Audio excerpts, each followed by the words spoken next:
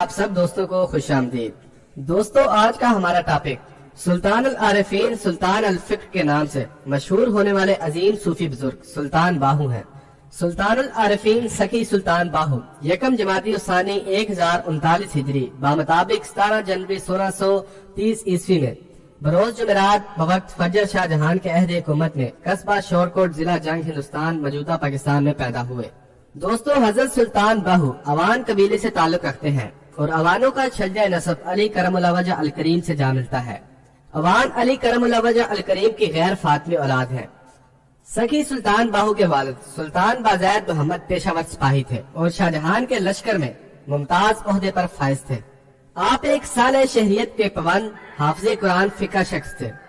سکی سلطان باہو کی والدہ بی بی راستی عارفہ کاملہ تھیں اور پاکیزگی اور پارسائی میں اپنے خاندان میں معروف تھی۔ سکی سلطان باہو کی پیدائش سے قبل ہی بی بی راستی کو ان کے اعلیٰ مرتبے کی اطلاع دے دی گئی تھی اور ان کے مرتبہ فنافی ہو کے مطابق ان کا اسم گرامی باہو الحامن بتا دیا گیا تھا۔ جیسا کہ سلطان سکی باہو فرماتے ہیں، نام باہو مادر باہو نہاد، زانکا باہو دائمی باہو نہاد، یعنی باہو کی ماں نے نام باہو رکھا کیونکہ باہو ہمیشہ ہو کے ساتھ رہا۔ سکی سلطان باہو پیدائشی ولی تھے۔ اوائل عمری میں ہی آپ واردات غیبی اور فتوحات لرابی میں مصروف رہتے تھے۔ آپ نے ابتدائی باطنی اور روحانی تربیت اپنی والدہ ماجدہ سے حاصل کی۔ آپ کی پیشانی نور حق سے اس قدر منور تھی کہ اگر کوئی کافر آپ کے مبارک چہرے پر نظر ڈالتا تو فوراً کلمہ پڑھ کر مسلمان ہو جاتا۔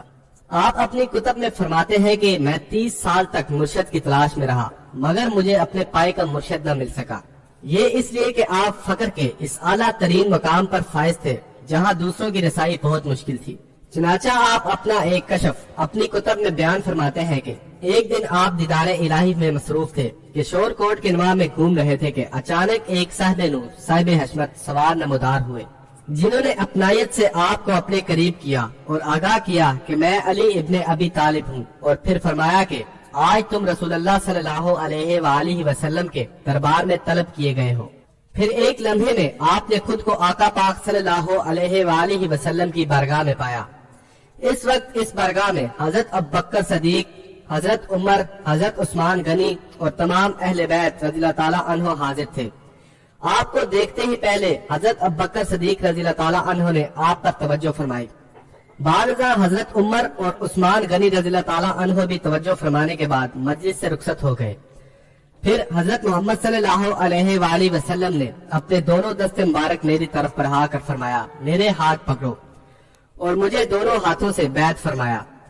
بعد ازاں آقائے دو جہاں صلی اللہ علیہ وآلہ وسلم نے آپ کو غوث الاعظم شیخ عبد القادر جیلانی کے سپرد فرمایا۔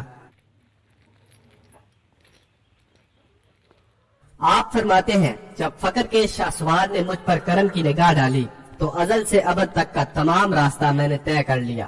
پھر عبد القادر جیلانی رحمت اللہ علیہ کے حکم پر سکی سلطان باہو نے دہلی میں عبد الرحمن جیلانی دہلوی کے ہاتھ پر ظاہری بیعت کی اور ایک ہی ملاقات میں فقر کی وراثت کی صورت میں اپنا ازلی نصیبہ ان سے حاصل کر لیا۔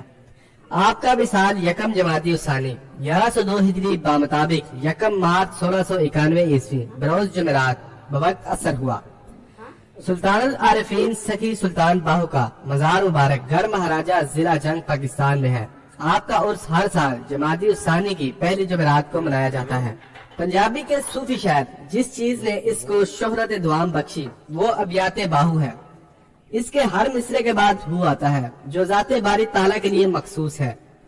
یہ خاص رنگ سخن باہو کے ساتھ ہی مخصوص ہے۔ کہا جاتا ہے کہ آپ مادرزاد ولی تھے۔ آپ کی تمام شاعری تصوف سے بھرپور ہے۔ کرامات باہو جب آپ شور کوٹ میں کاشتکاری کرتے تھے تو افلاس اور ناداری سے تنگ ایک سفید پوش عیالدار سید صاحب بزرگوں اور فقیروں کی تلاش میں مارے مارے پھرا کرتے تھے کہ کہیں سے کوئی اللہ کا بندہ مل جائے اور اس کی دوا سے میری غربت اور تنگدستی دور ہو جائے۔ اسی طلب میں وہ ایک فقیر کی خدمت میں رہنے لگا اور اس کی جان توڑ خدمت کی۔ ایک دن فقیر کو اس کے حال پر رحم آیا اور پوچھا، تیری مراد اور حاجت کیا ہے؟ اس سید نے عرض کی کہ میرا بہت باری کنبہ ہے اور قرض بہت ہو گیا ہے، جوان لڑکیاں اور لڑکے ہیں، افلاس اور تنگدستی کی وجہ سے ان کی شادی بھی نہیں کر سکتا، ظاہری اسباب ختم ہو چکے ہیں، اب تو غیبی مدد کے سوا میری تنگدستی کا علاج ممکن نہیں ہے۔ تب اس فقیر نے کہا کہ میں تجھے ایک مرد کامل کا پتہ بتاتا ہوں، سوائے اس کے تیرا علاج کسی کے پاس نہیں ہے، تو سخی سلطان باہو کے پاس شورکوٹ جنگ چلا جا اور ان کی برگاہ میں عرض پیش کر۔ وہ پریشان حال سید صاحب سلطان العارفین کے پاس پہنچ گئے، لیکن ان کی مایوسی کی کوئی حد نہیں رہی تھی۔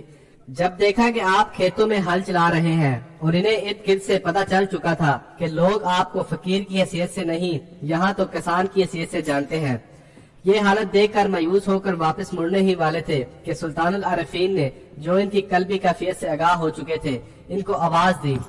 آپ کی آواز سن کر ان سید صاحب کو کچھ حوصلہ ملا اور دل میں کہنے لگے کہ اب خود بلایا ہے تو عرض پیش کرنے میں کیا حرج ہے۔ سید صاحب نے قریب آ کر سلام کیا۔ آپ نے سلام کا جواب دے کر پوچھا کہ کس ارادے سے یہاں آئے ہو۔ سید صاحب نے اپنی ساری سرگرد سنا دی۔ آپ نے فرمایا، شاہ صاحب مجھے پیشاب کی حاجت ہے، آپ میرا حل پکڑ کر رکھے، میں پیشاب سے فارغ ہو لوں۔ غرض آپ نے پیشاب کیا اور مٹی کے ڈیلے سے استنجا کرنے کے بعد وہ ڈیلا ہاتھ میں لے لیا۔ سید صاحب سے مخاطب ہوئے، شاہ صاحب آپ نے مفت تکلیف اٹھائی، میں تو ایک جٹ آدمی ہوں۔ سید صاحب کا دل پہلے ہی سفر کی محنت اور مایوسی سے جلا ہوا تھا، تیش میں آ کر بولے کہ ہاں یہ میری سزا ہے کہ سید ہو کر آج ایک جٹ کے سامنے سائل کی حیثیت سے کھڑا ہوں۔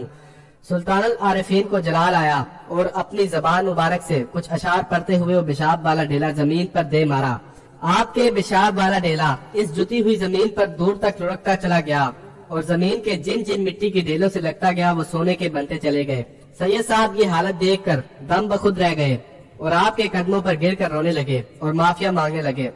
آپ نے فرمایا، شاہ صاحب یہ وقت رونے کا نہیں، یہ ڈیلے چپکے سے اٹھا لو اور چلتے بنو، ورنہ لوگوں کو پتہ لگ گیا تو نہ تیری خیر ہے اور نہ میری۔ چنانچہ اس سید صاحب نے ان سونے کے ڈیلوں کو جلدی سے اپنی چادر میں لپیٹ لیا اور آپ کے پاؤں چومتے ہوئے وہاں سے چل دیے۔ بچپن ہی میں آپ کے روحانی کمالات کے ظہور سے آئندہ زندگی کی تصویر نمایاں تھی۔ آپ اپنی والدہ مائدہ قدس سرا کا دودھ رمضان المبارک میں سحری سے لے کر شام تک نہیں پیتے تھے، یعنی اپنے والدین کی طرح صائم رہتے تھے۔ جب دایا آپ کو سیر و تفریح کے لیے گھر سے باہر لے جاتی تو آپ کے نورانی چہرے کو دیکھ کر اکثر ہندو لوگ کلمہ طیبہ پڑھ لیتے تھے۔ چنانچہ منقول ہے کہ ایک روز شہر کے تمام ہندو اکٹھے ہو کر آپ کی والدہ مائدہ بازید محمد قدس سرا کی خدمت عالیہ میں حاضر ہوئے اور عرض کی کہ دایا کو آپ کے فرزند اجمد کو وقت بے وقت باہر لانے سے ہمارے دین کا سخت نقصان کرتی ہے، آپ برائے مہربانی فرما کر اپنے برخوردار کے لیے سیر و تفریح کا وقت مقرر کر دیں، ہم اپنے دین کی حفاظت کے لیے منادی کرنے والے ملازم رکھ لیں۔ آپ نے ان کی درخواست منظور فرما لی۔ چنانچہ ہندوؤں نے اس کام کے لیے نوکر مقرر کر لیے اور انہیں تاکید کی، جس وقت بازید محمد قدس سرا کا صاحبزادہ محمد باہو قدس سرا گھر سے باہر تشریف لائے فوراً باآواز بلند منادی کر دیں۔ جب نوکر منادی کرتے تو ہندو لوگ فوراً اپنے دکانوں یا مکانوں کے اندر گھس جاتے۔ سلطان الاولیاء امام التقیہ شیخ سلطان حامد رحمۃ اللہ علیہ فرماتے ہیں کہ میں نے اپنے والد ماجد سلطان شیخ غلام باہو قدس سرا کی زبان درفشاں سے خاص وقتوں میں جبکہ آپ اسرار بیان فرمایا کرتے تھے یہ سنا کہ شروع سے لے کر آخر تک سلطان العارفین سلطان باہو کی نگاہ مبارک جس غیر مسلم پر پڑی وہ فوراً کلمہ طیبہ پڑھ کر مسلمان ہو گیا۔ سبحان اللہ، یہ کتنا بڑا فضل خداوندی ہے کہ اس نے اپنے حبیب الصلوۃ والسلام کی امت کے اولیاء کی نظر میں اتنی تاثیر کر دی۔